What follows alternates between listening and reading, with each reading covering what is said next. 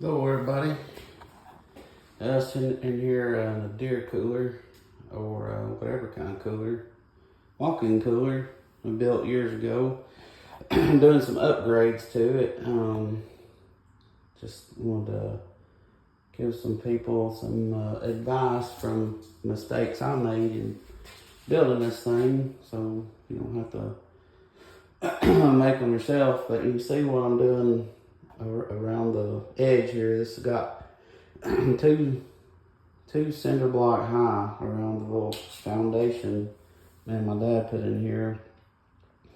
And behind this, got 2x6 walls behind this metal, which built 2x6 walls because it's got 4 inches of styrofoam insulation, 2x6 rafters in the ceiling, and 2 styrofoam, 4-inch styrofoam in that. But it's so it's very well insulated. Got my big pipe up here, probably hang a hippopotamus from that thing. Super strong. I put it right on top of the plate up there. And then, so that's the good thing. I'll say that's the good thing I did in this. Got a drain in it, got a slope. Too much of a slope. You gotta pour the concrete. It's like from here it goes from 0 to 7 inches, and I think that's it's 9 feet. So in 9 feet it drops 7 inches. It's more like a skateboard ramp than it is a slope. I want it to be like a ½ inch or something. So plenty of slope, but the drain's nice. The insulation, all that. The pole, that's a good idea. The other good idea I like, you can see I put a hook here and a hook eyebolt up here, and that hook, and then I have my winch here. So what I do is I have my pulleys. My son came in there. But what I was saying is got these pulleys, 2 pulleys that I connect up here to this one and to this one. And the reason I do that is that way the cable is not going straight across here right in the way when I'm winching the deer up. So, it's, and it's pulling it straight up to this pole, and I can pull it all the way up to its legs are touching the pole, and hook it to the gambles or whatever I want to hold the legs up. But that's good. Only thing I would have I got the CoolBot on the AC. Now I wasn't going to do the CoolBot because I thought, I saw how the CoolBot worked, and really all it does, it tricks the AC into, here's the, what would you say, thermocouple that goes in the AC that detects the air temperature, blowing through the AC, and when it reaches, whatever, I think 60s low as they'll go on AC, then the compressor turns off. Well, this is just like a little heating element that you wrap in a tin-foil, and it tricks it, so it just keeps it, that heats up, and so it just keeps on going down, down, down, down until, go to freezing if you want to. And I thought, well, shoot, I can rig up something like that. I can just get me a $20 temperature controller off Amazon, because these things are like, this one was like $300-400. I mean, high, but way higher than I thought it should be. But I thought, well, shoot, I can just get a cheapo temperature controller and hook it to a light or a $10 aquarium heater or heating pad or anything that produces heat, and hook it to here and do that myself. And, that'll come on, and just do basically the same thing. But the problem with that is when it tricks it, it will turn the compressor on and it will stay on. If it's goes to 60, well, it'll stay all the way till it goes to 40. And the problem with that, these fins will freeze up. And this CoolBot, it has this that it detects the temperature of the fins.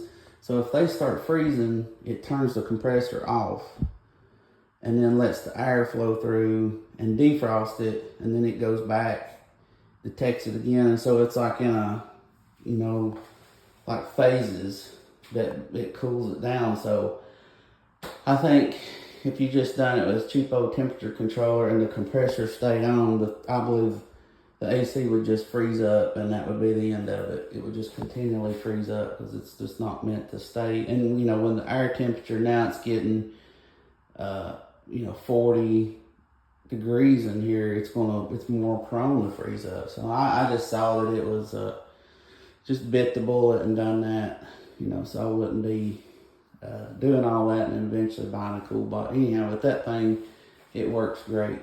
And so that's a good thing. And this is really the only thing I wish I had changed about this thing. We just put the cinder block up here, and when it's real hot like it is in early bow season right now, 90 degrees sometimes, 80s, when I got it cool in here, I can look outside and there's just a band of sweat right where these cinder block are, and it's just losing a lot of cold air through this cinder block and makes this work a lot harder than it should. And would have been a simple fix when we was putting it up. I mean, my Lord, I had enough Walmart bags. I could have just stuffed them full of Walmart bags and would have been 10 times better than just leaving them empty or anything,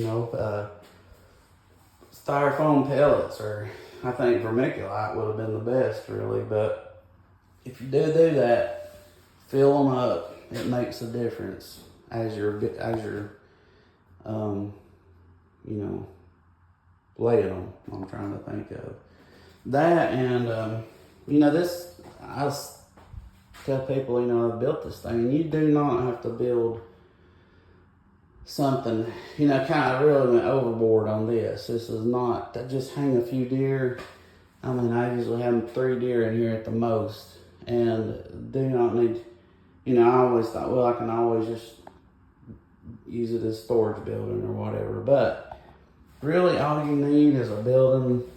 I mean, from this post, maybe 2.5 foot wide, 3 foot wide, basically like a closet, enough to have your pole to hang on, and a door on the front, and insulated, and that takes up no room because it's all on the outside. And you would not have to have a unit that big. You could use a really small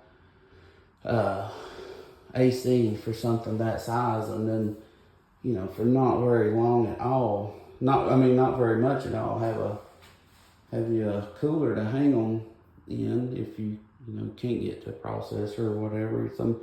I know buddy of mine is processing. Thankfully, I got 2 deer hanging at his place right now.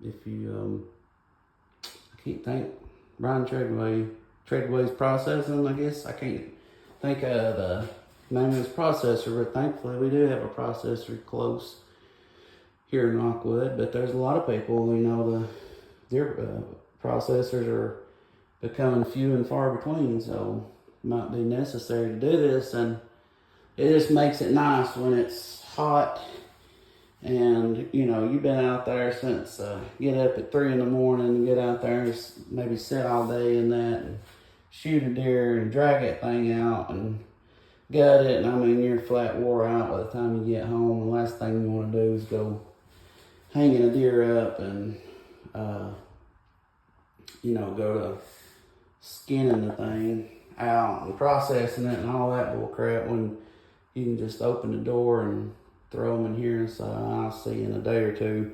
Plus, it's just really good for aging them too. It really makes the flavor of meat really well. So that, and lesson learned, I did not know if you have a drain, you put a drain in your cooler, put a cap on the end of it when you're not washing it out, because your cold air will just pour out like almost like water. I mean, you will lose a lot of cold air in it being in the bottom like that.